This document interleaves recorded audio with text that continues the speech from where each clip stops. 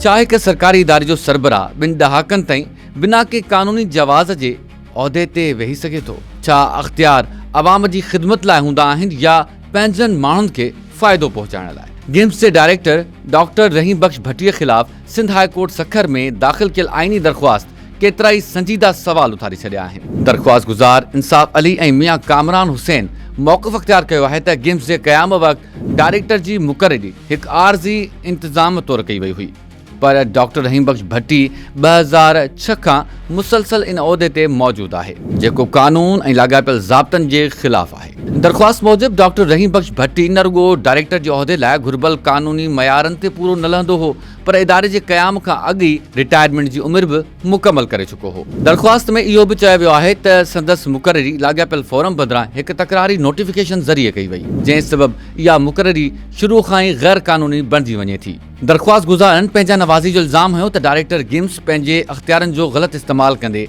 केतिरनि ई मुक़ररनि ऐं इज़ाफ़ी चार्जनि जी विरासत में पंहिंजे वेझनि माण्हुनि खे फ़ाइदो ॾिनो।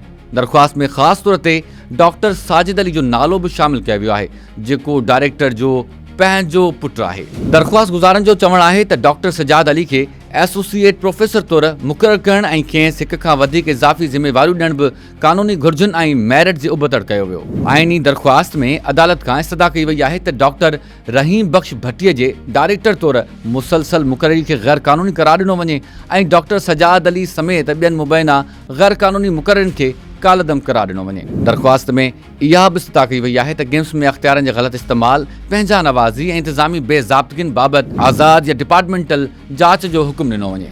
Sindh high court Sukkur bench जे जज जस्टिस अदनानुल करीम मेमन शुरूआती ॿुधणी बाद डायरेक्टर गिम्स रहीम बख्श भट्टी संदसि पुटु ऐं एडिशनल एडवोकेट जनरल सिंध खे नोटिस जारी करे छॾिया आहिनि। अदालत केस जी वधीक ॿुधणी लाइ 16 जून 2026 जी तारीख़ मुक़ररु कई आहे।